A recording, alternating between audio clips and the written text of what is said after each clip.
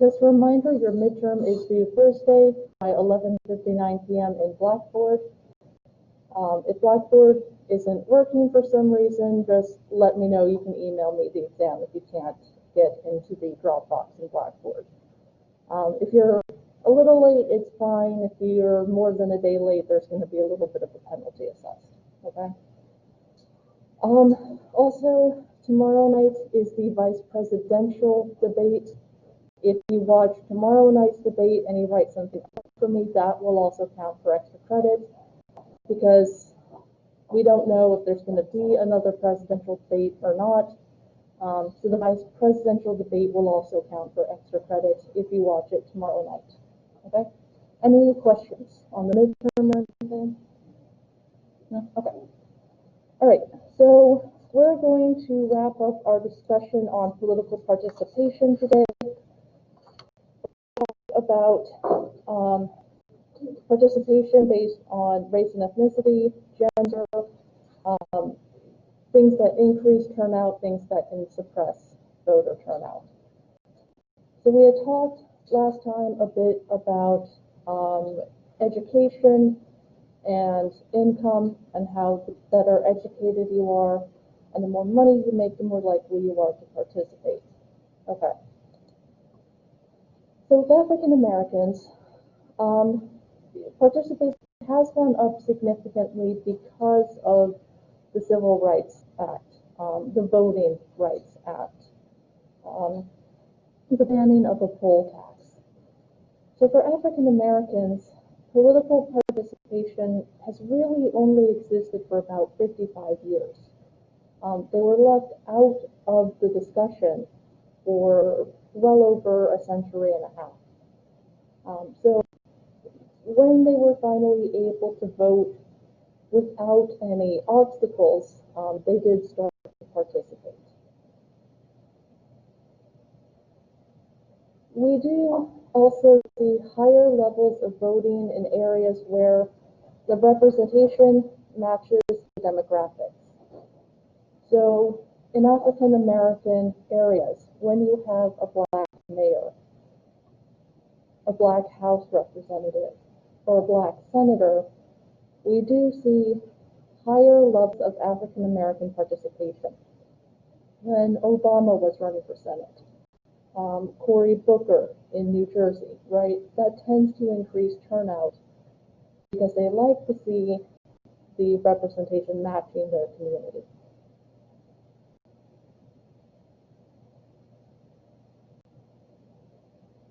And of course, well, not of course, but surprisingly, in 2008, Obama got 95% of the African American vote. For older African Americans, this was a really big deal. Some of them went from not being able to vote to being able to vote for the first black president. So there was a lot of peer pressure to show up to vote for Obama. Let's get a black man in the White House. Let's turn the tide on this. So overwhelmingly, they did come out to support Obama.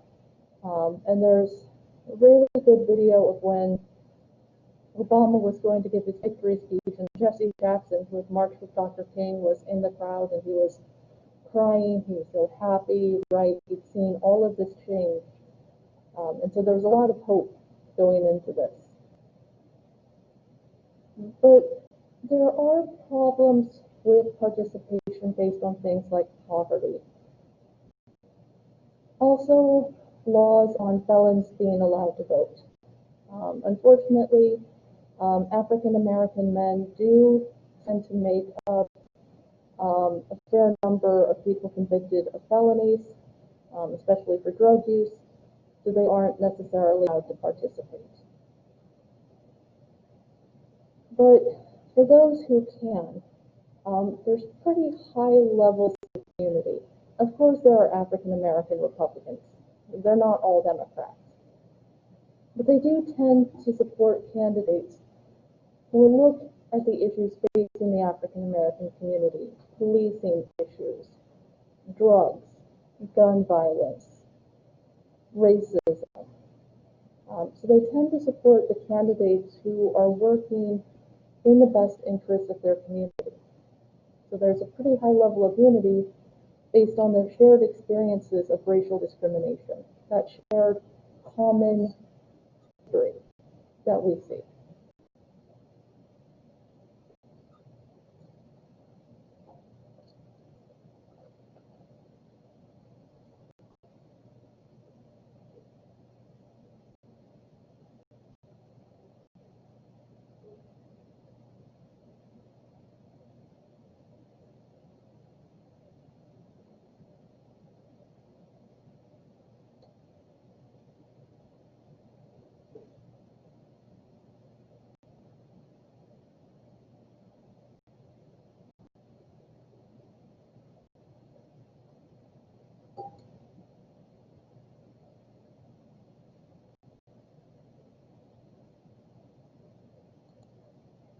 Okay, so in terms of Latino Hispanic participation, there's a bit lower level of participation.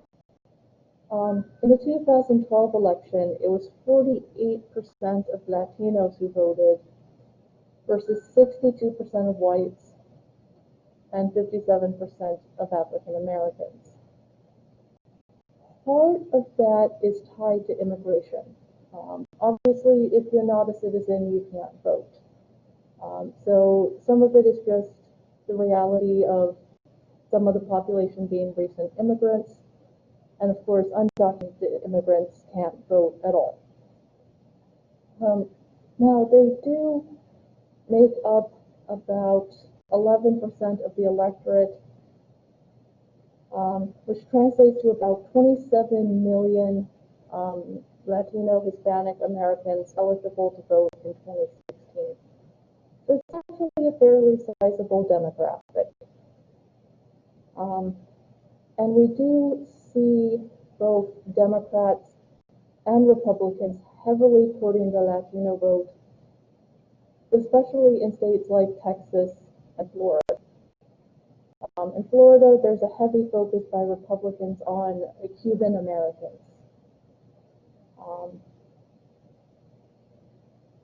So Republicans will run on socially conservative values, pushing their stance on abortion or same-sex marriage, because they tend to see Latino Americans as socially conservative.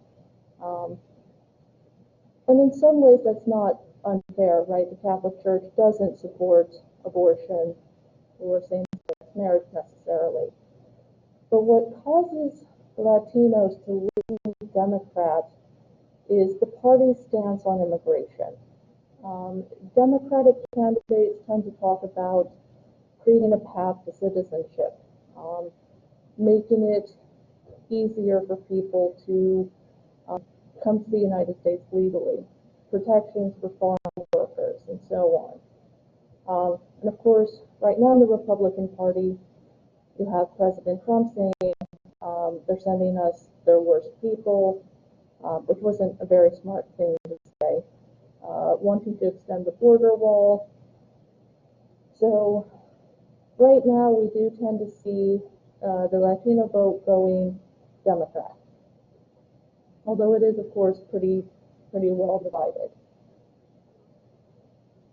Unlike their African American counterparts, Latinos are more likely to vote in states that have Latino leadership, that have members of the state legislature, members of Congress, senators. In Texas, right, having Julian Castro as part of Obama's cabinet was really important, right? Mayor of San Antonio. Having that representation makes them more likely to vote. So it helps if the representation reflects the community.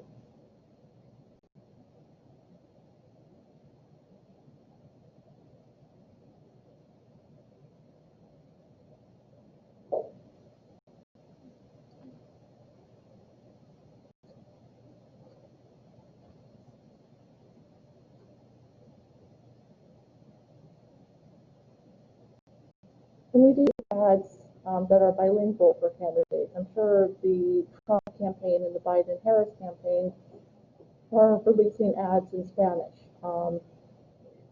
campaign messages, flyers, things like that, right? Trying to get the vote out. Also helps if they can speak some Spanish and show it on the debate stage a little bit, like Pete Buttigieg did the debates where Telemundo was one of the sponsors, and he could show that he actually knows Spanish.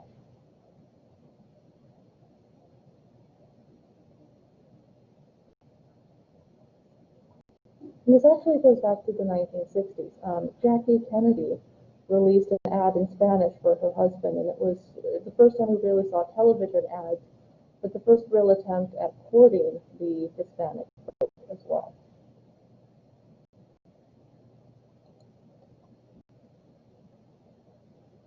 All right, so for Asian Americans, it's more of a mixed bag. There's about 21 million Americans of Asian descent, but they are less likely to vote. Part of that may be tied to their background. If they're the children of Cambodian immigrants, for example, in the 1970s, there was a genocide in Cambodia, and anyone who spoke out against the communist regime was murdered. So the parents may have taught the kids, you don't go against the system, you don't vote, you don't try to speak up. So some of it may just simply be family dynamics, cultural backgrounds, that kind of thing. They're also, of course, going to differ on the issues. They're a very, very diverse group. We have Japanese Americans, Filipino Americans, Cambodian Americans, Vietnamese Americans, Indian Americans, right? So they're not a fairly cohesive group. They're not going to look at issues in the same way. Where we do sometimes see some unity is on the issues of immigration, discrimination, issues with police brutality towards Asian Americans. We do tend to see them speaking up a little bit more in that set of circumstances. So it really depends on what issues they think are important and whether or not they've been encouraged to vote within their community. We do see Asian Americans tending to vote Democrat. 65% of Asian Americans voted for Hillary Clinton in 2016. That's a pretty big gap there, right? That's pretty significant.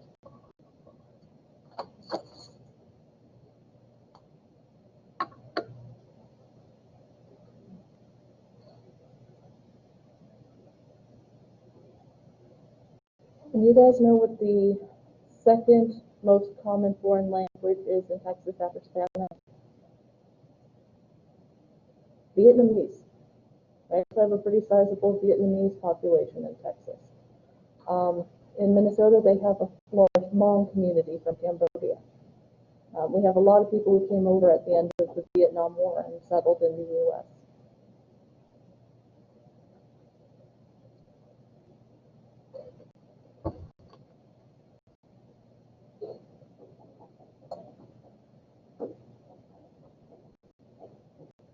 In major cities, of course, you see things like Chinatown and places like that.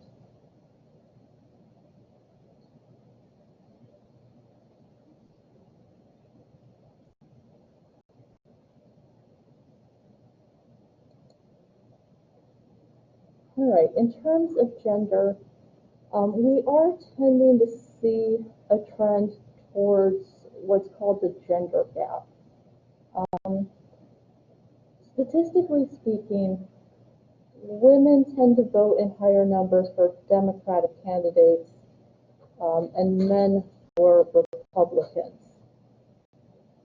It's not super clear why that's the case.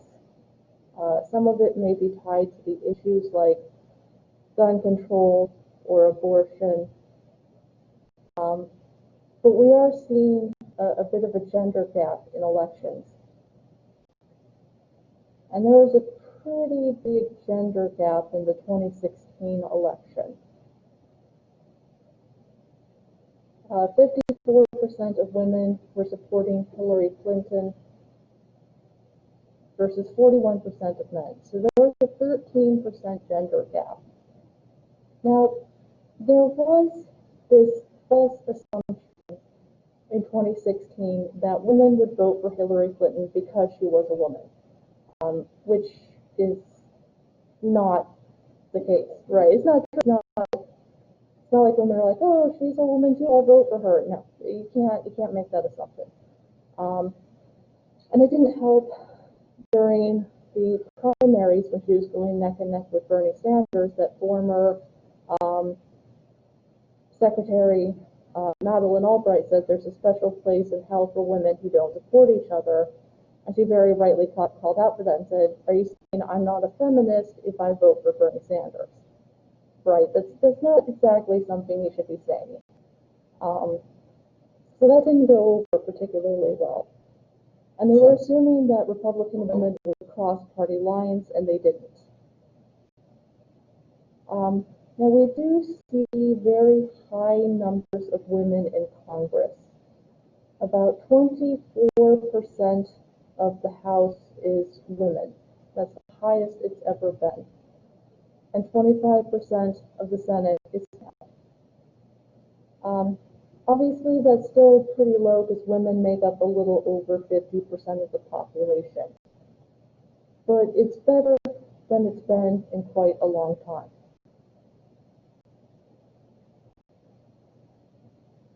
So just a fun bit of trivia for you guys. What country do you think has the most women in its legislative body?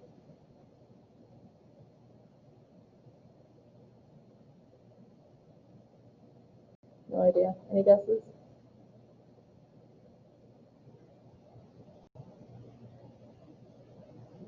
It's Rwanda. And if you've never heard of it, it's a tiny country in East Africa about the size of Vermont. In their parliament, it's about 64% female. Now, part of that is because there was a mass genocide in 1994 that led to the death of 1 million people. But part of it is also post-genocide, there was a push to include women in government. So they actually have the highest number of women in a legislative body of any country in the world. Obviously, we're not even close to that, but we are getting a little bit better. Part of the problem is women are less likely to run for office compared to men. Part of it is the challenges. There are still female candidates when they go out campaigning who get asked who's looking after your kids or is your husband okay with this? So that's a little bit of a problem, right? Also, generally speaking, it is harder to beat the incumbent. So if it's an open race, women will do just about as well as men. But if there's an incumbent, it's harder to unseat him. But we are seeing more women running. We saw a record number of women getting elected in 2018, and we're seeing more women running this year. And there is some attempt to help women run for office. Emily's List, which stands for Early Money is Like Yeast, it helps raise the dough. And the National Women's Political Caucus will help women run. We'll give them money, endorsements, a platform. So they're trying to encourage more women to run for office.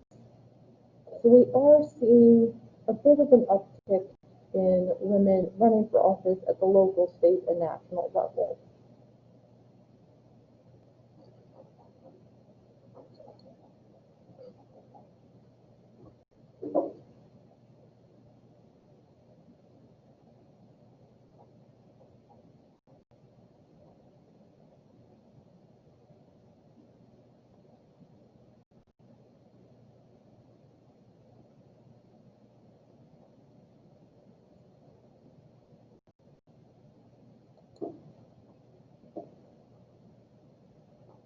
in terms of religion, obviously there are going to be differences between people who are religious and people who are not. And so that's tied to beliefs around issues like abortion or same-sex marriage. If you think abortion is a sin, you're probably not necessarily going to vote Democrat. If your belief is it's not my body, I have no right to say anything, you may vote Democrat. So we do see some push to get at the religious vote. In 1979, there was the creation of the moral majority, led by people like Jerry Falwell, Pat Roberts, Billy Graham, and others. And they didn't like what they were seeing with Roe v. Wade, affirmative action, women's liberation. So they were determined to get evangelicals out to the polls to help candidates who were more conservative be able to win office. And they were the key to getting Reagan reelected in 1984. He got about 8 out of every 10 evangelical Christian voters' support. So if they strongly come out and back a candidate, they've got a pretty good shot at winning. And the moral majority kind of shifted a bit into what we now call the religious right. People who favor prayer in school, removing the separation of church and state, and so on. And they did help President George W. Bush a little bit in 2000, but more in 2004. He made same-sex marriage part of his platform in 2004 and got religious conservatives out to the polls. And he rewarded their support. He promoted faith-based initiatives. He put in place what's called the Global Gag Order. The Global Gag Order has come and gone. Essentially what it is it says that any clinic that receives U.S. funding internationally cannot talk about abortion. They cannot recommend abortion. They can't tell women where to obtain one. They are basically blocked from doing so. So he put that into place as well. Also, abstinence-only education, things like that. The religious right was actually backing Ted Cruz and Ben Carson in 2016. They eventually came around to Trump when he made Mike Pence his running mate because Pence is an evangelical Christian. So he showed that he was going to take them seriously, and so they got on with him. We also see a little bit of an influence of the community at play. Research has found that if someone is conservative and religious, and they're living in a pretty secular community, they're more likely to hold on to those views and show up to vote. So conservatives living in San Antonio or Los Angeles or New York, if they live in a community that's fairly religious and conservative as well, they may not feel as much of a push to vote because their views are already reflected in the leadership. So they're more likely to show up to vote if they think that their values are under attack, or that the next leader wouldn't be sympathetic to their cause. And interestingly enough, this time around, some evangelical Christians are backing Joe Biden instead. They don't agree with him on his stance on abortion, but they do like that he's a lifelong Catholic, that he's fairly religious. So he's actually been somewhat more support of the religious community compared to Hillary Clinton in 2016. So that could possibly have an impact on the election. Too soon to say, but it is interesting that they're kind of fracturing this time around.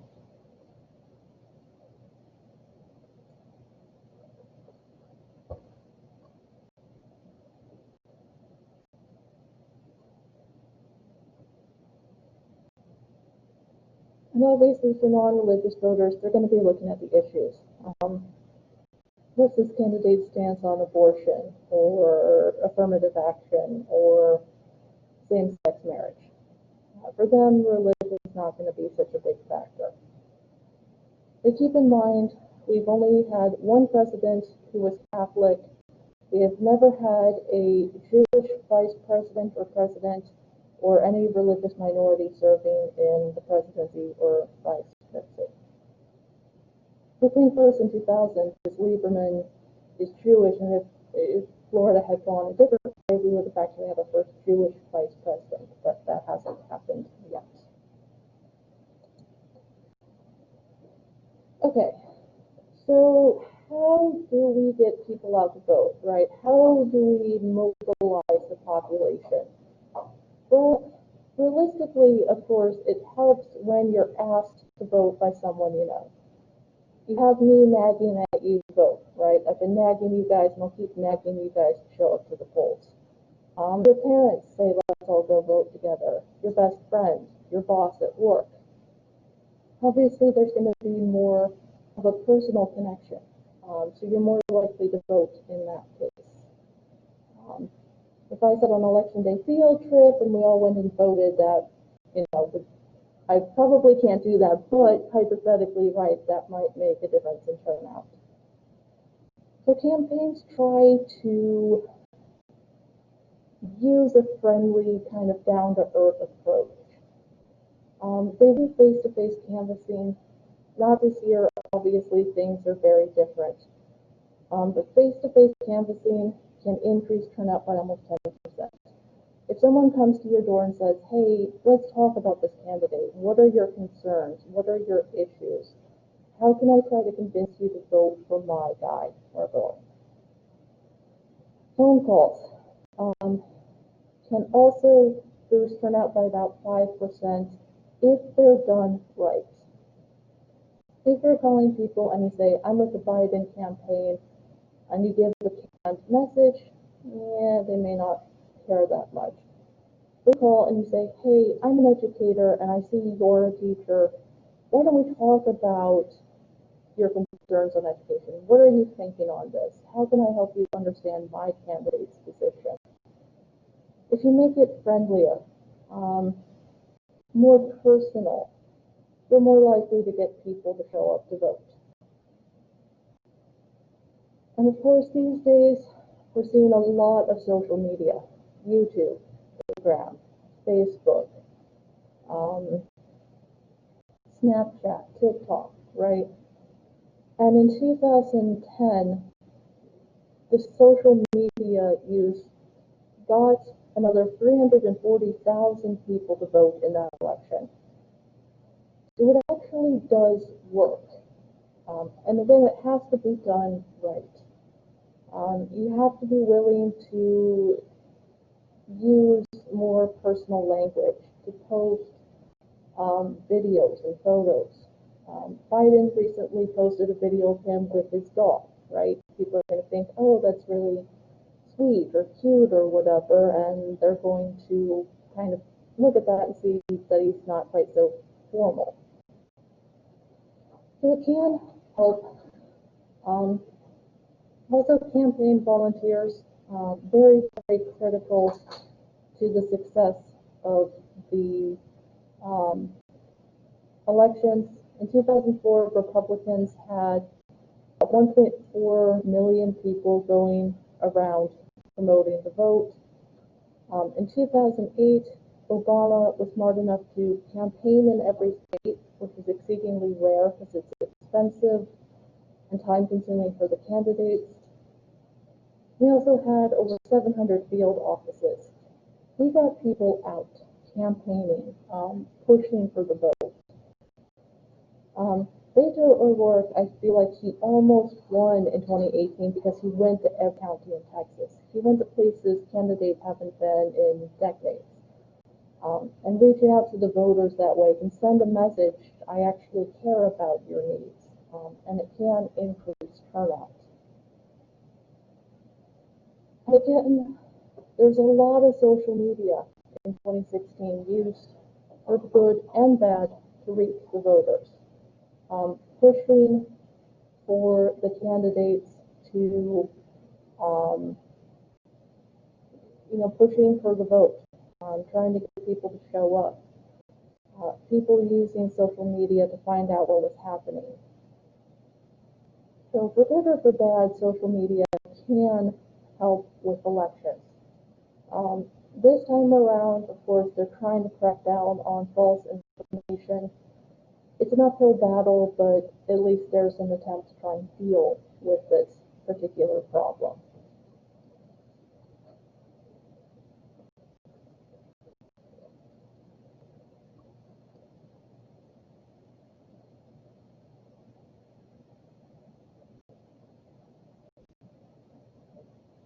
Any questions or comments? Have any of you gotten any flyers in your mail about candidates, any little information saying vote for this person? No? I actually got one yesterday or the day before for I think it was a state Supreme Court justice with endorsements. So I think they're going to start mailing out some of those.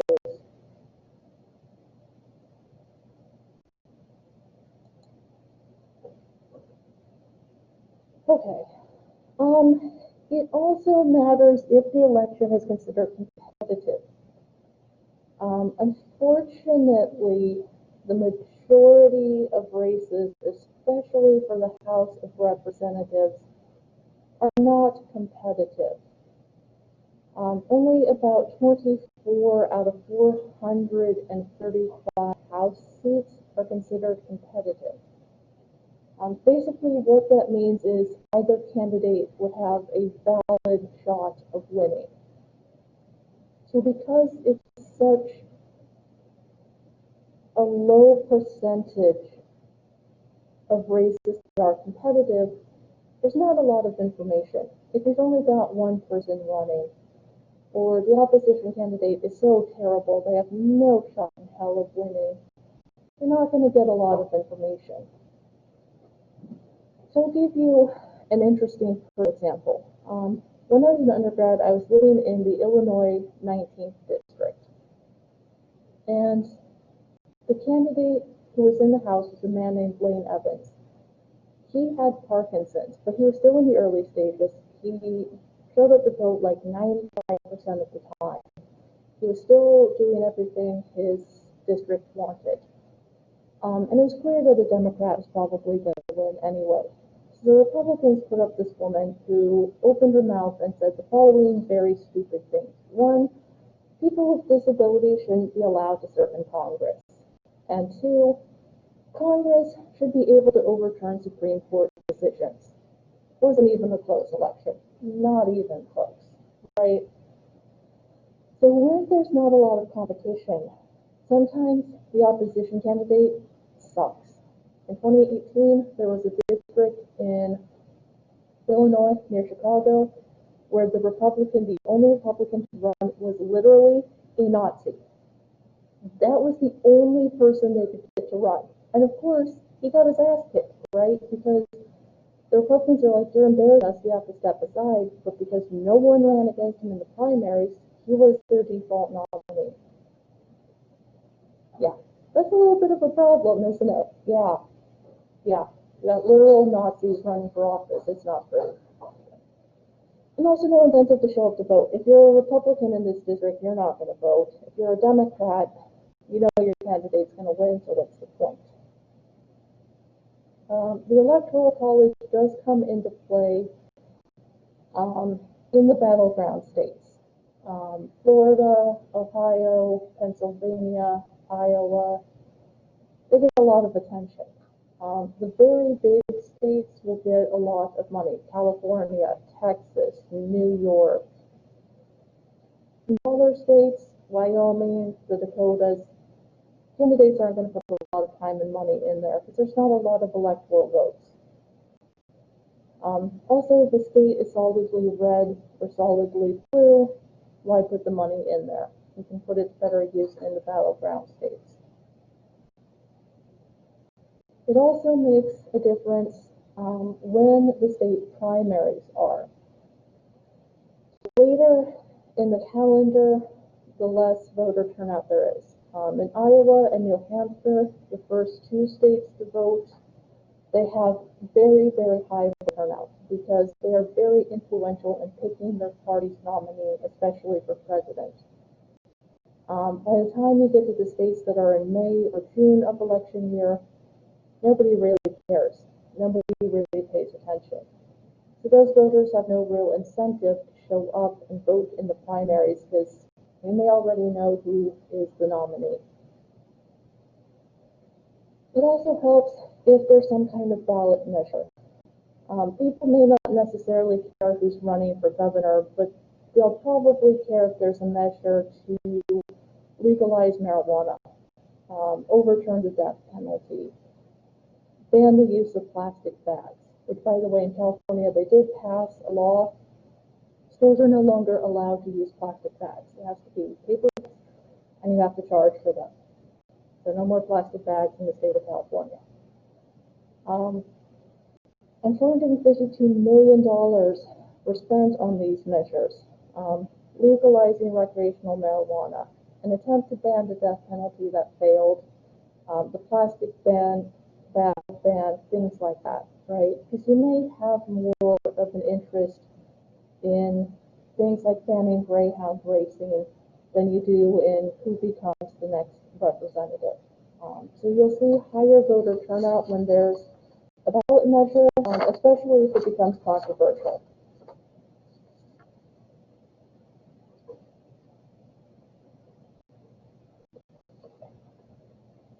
There's also a measure local to Los Angeles. In LA County, there was a measure that would require adult film actors to wear condoms at all times in the films. And the industry said, if you do that, we'll leave, and so that measure got struck down. But that's the kind of thing people pay attention to, right? The kind of things they have more of an interest in. Yeah, you laugh, but it's right, it gets people to the polls.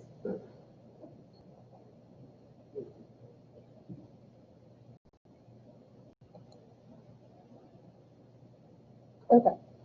Part of the problem with turnout, of course, is related to how you can register to vote. Voter registration is mandatory, right? We do not automatically register people to vote when they turn 18. That would probably help, right? If you didn't have to fill out a form, if you didn't have to mail it in or go online, it would help. It would also help if your family has to move constantly. Students, military families, families where the mom or dad has to move from one place to another because of the job, right? It does make it harder because every time you move, you have to re-register to vote. So it does make it harder. Also, things like photo ID laws don't necessarily help. Some states like California, Oregon, Connecticut, Vermont, and West Virginia passed a law that would automatically register their residents to vote. So you'd have to prove residency through something like getting a driver's license or state ID card, but you wouldn't have to fill out a voter registration form. And if you were an 18-year-old in those states, you just get registered to vote automatically. So it removes the burden of having to figure out, how do I register to vote? How do I submit the form? Where does it go? All of that gets removed. So it can be helpful in that sense. But we do have some issues with states that require a photo ID to vote. 32 states require voters to show some form of ID to vote. That could be something like your social security card, a utilities bill, or something else. 7 states require a photo ID. Texas is one of them. And another 9 want an ID but might make an exception. Here's a problem with that. If you are 85 years old and you no longer drive, how do you get a photo ID, right? Your driver's license may be expired. What if you are someone who can't afford the driver's license or photo ID fee? Or your nearest driver's license facility is 15 miles away and you don't have a car, right? It can be an undue burden on the poor, the elderly, and some racial minorities. So it can be a little bit of a problem. There's also, of course, issues with the loss of voting rights for felons. 29 states will restore their voting rights once they've completed the probation or parole period. 9 states require them to get the governor or the courts to restore their voting rights, which means they have to spend time and money going to the courts and asking them to get their voting rights back. So about 5.3 million people have lost the right to vote due to a felony conviction, and 1 in 8 black men can't vote because of a felony record. In Florida, in 2018, they passed a law that would allow felons who have completed their probation or parole period to vote. And then the governor of the state added a caveat that they had to pay off any fines or fees that they owed, some of which people couldn't necessarily afford to pay, so some of them still may not be able to vote. Although Michael Bloomberg has been spending money paying off their fines, and now some people are questioning if that's vote buying, and it's like, look, you can't have it both ways, right? You can't tell them they have to pay off the fines and then get kicked off when someone pays it for them. Pick it, right? Make up your minds. They're going back and forth on that. Also, it doesn't really help that the election's on a Tuesday. We have work, we have school, we have responsibilities. We can't necessarily take time off of work. Not everyone's boss is going to be like, sure, it's okay if you come in late because you're in line to vote. So if you made it a national holiday, or move the election to a Saturday, that might help a bit.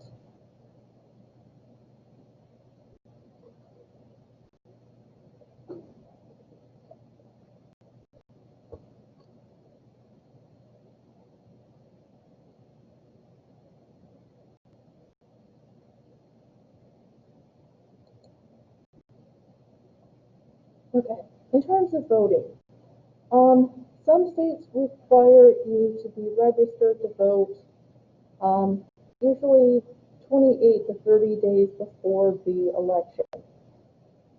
But some states, 11 plus the District of Columbia, will actually allow you to register to vote and vote on election day.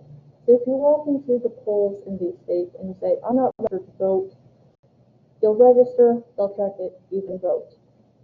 Think how much easier that would be for people who constantly move. Who just move to a state. Students, right? It would be so much easier if you could register to vote, have it confirmed, and actually vote on the same day. For some people, they need what's called a permanent absentee ballot.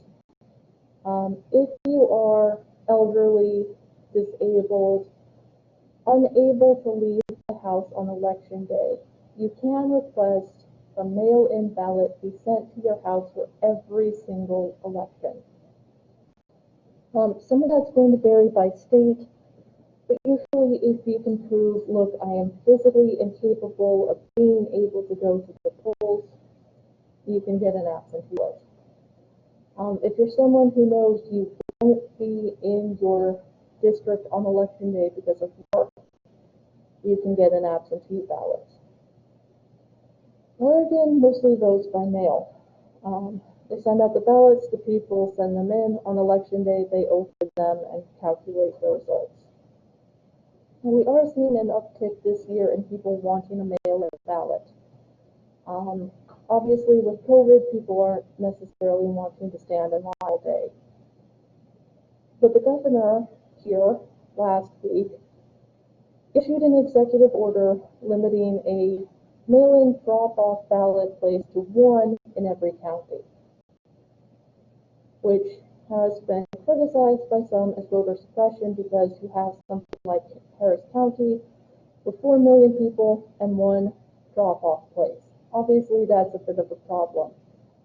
So that's going to end up before the courts. There's also early voting. Gives people the chance to cast their ballot up to 30 days before the election. In most states, it's 2 to 3 weeks. So it gives people the chance to vote if they know that they can't go on election day. If you can vote on a Saturday instead, it does make it easier. Also, if the polling place is nearby, like in 2018 when there was early voting on this campus, right, makes it easier to participate. And the people in Florida, this one just cracked me up, that Florida can't hold an election without screwing something up.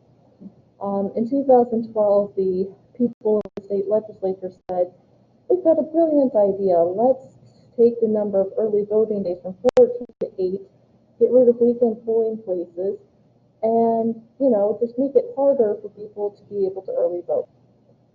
What could possibly go wrong? Well, people got ticked off, showed up on election day, and in the two biggest and bluest counties in Florida, Miami-Dade and Broward County, which is where Fort Lauderdale is, the lines were very, very long, and they couldn't call Florida until they closed the polling places in Miami-Dade and Broward counties, so it ended up being one of the last states they called. And then the legislature went back to the 14 days after that because they looked like morons when they did that. I was in Florida at the time and I was getting texts from people going, what's going on in Florida? I'm like, state legislature, they can never hold an election without a problem. I swear to God.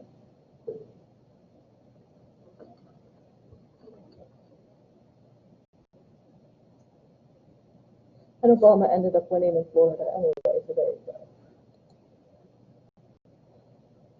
Okay, so what do we see in terms of participation today, right? Well, obviously, we tend to see the people who are affluent, well-educated, and older have more of a voice. They're going to respond to the needs of senior citizens more than the 18 to 25-year-olds. Why? Because they show up to vote consistently. So unfortunately, participation does have a correlation to policy. So we tend to see policy reflecting the wants of people who are well-educated, relatively wealthy, and older. One proposed solution to the voter registration problem has been, let's create a permanent voter registration. Everyone gets registered to vote at 18 and they never have to register again. You just have to go to your polling place if you move and show proof that you now live there. How much easier would that be, right? If you're constantly moving and you don't have to re-register, it would help. Also, what if we automatically register people to vote at 18? High school students no longer have to find a teacher or a parent or someone to help them get registered to vote. Also, we need to make our elections more competitive. It should be the majority of those 435 seats that are competitive, not a tiny fraction. Part of the reason they're not competitive is because of the way the districts are drawn up. So Iowa and California have switched from using the state legislature to using a non-partisan board that draws up the districts based on geography only. And they have made the districts more competitive. There's more competition in the state and national elections. So instead of allowing the state legislatures to create the maps, let's move to a system where it's a nonpartisan, independent board that draws up the districts based on geography and actually makes the elections competitive. enough of this nonsense of allowing the majority party in the state legislature to draw it up. It's not fair. These elections should be competitive.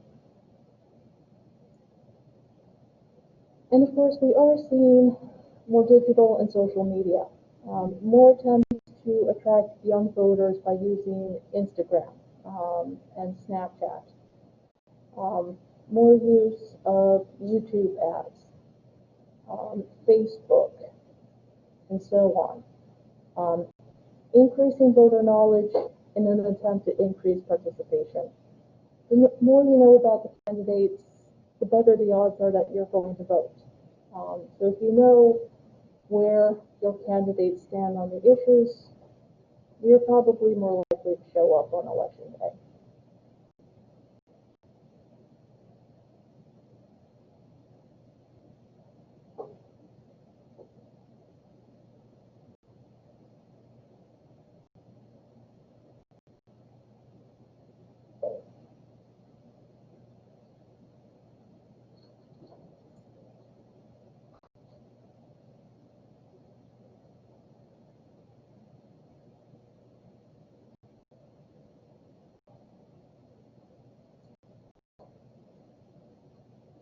All right. So out of curiosity, how many of you are actually registered to vote? Sort of. Okay. How many of you are actually going to show up to vote? You can't? Okay, that's fair. That's fair. That's absolutely fair. Yeah, some people can't. That's totally fine. For those of you who aren't going to vote, and no pressure, you don't have to share if you're uncomfortable, but just out of curiosity, why not?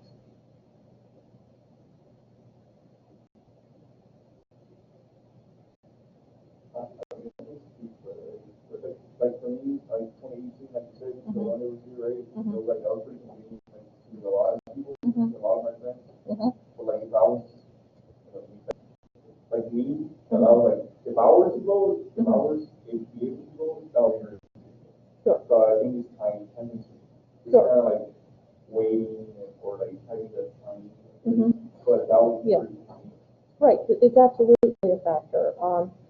2016, I was in line to vote, and it was a pretty long line. And I got before work, and I texted my boss, and she said, "That's fine. You can just stay in line."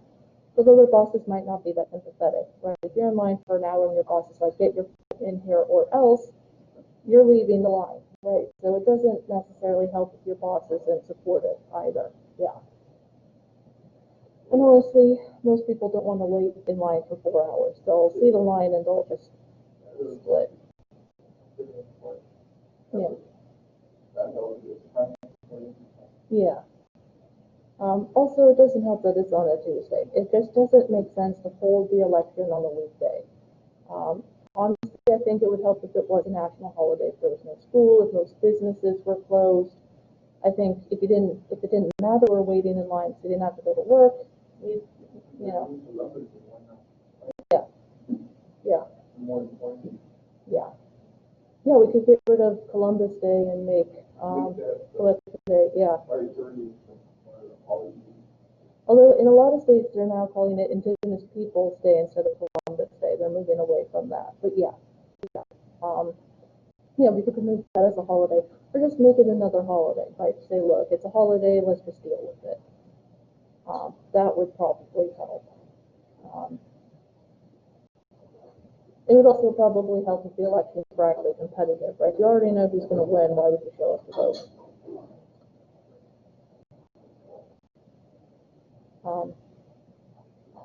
But I mean, this is an important election. There's a lot of emotion, there's a lot of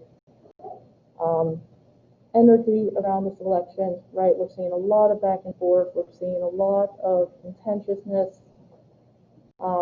I think it's going to be a pretty election. I think there's going to be protests no matter who wins, especially if it's very close. I mean, 2016 was pretty bad, but honestly, I think this is going to be worse. I do feel like it could be worse this time around. So it'll be very interesting to see what happens on election day, but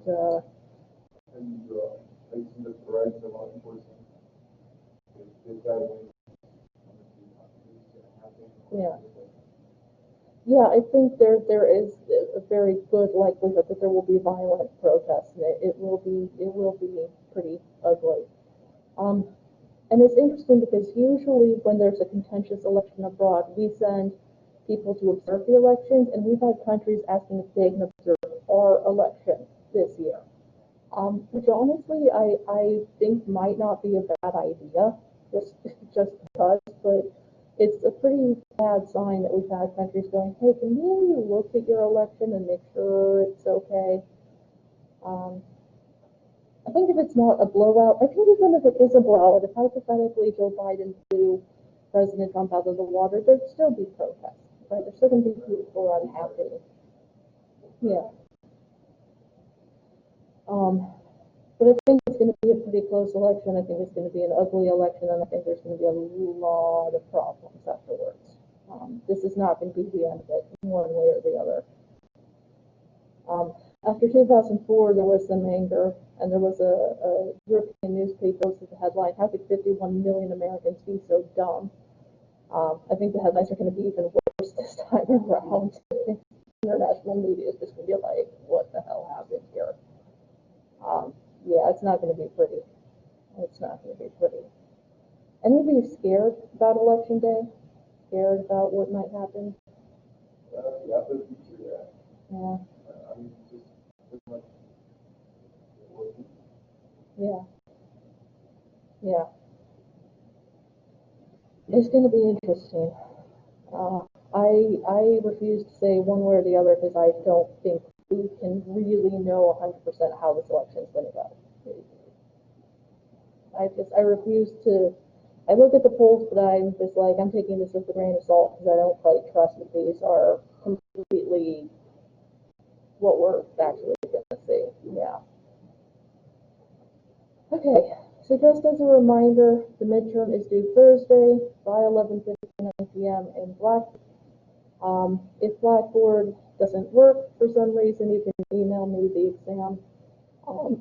Otherwise, of course, basically by midnight on Thursday, make sure you turn in your midterm. There's a Dropbox in Blackboard, but if Blackboard malfunctions for some reason, then you can email it to me. But I prefer that you use the Dropbox in Blackboard. Just kind of a backup if Blackboard malfunctions that it's been doing this semester. Yeah. So we're going to start on Chapter 9 on Thursdays. Of course, you guys will be online to read the first half of Chapter 9. And again, make sure I get your midterm on Thursday. Make sure before you turn it in that you've answered all of the questions, that you've answered all parts of the question. Because once it's in, that's it, right? There's no. Sorry? Yes, short essays, 4 short essay questions, and then you're just going to type your responses. Yeah. Yep. Okay. Any other questions on that? No? Everyone's good? All right. So that's the end of class today.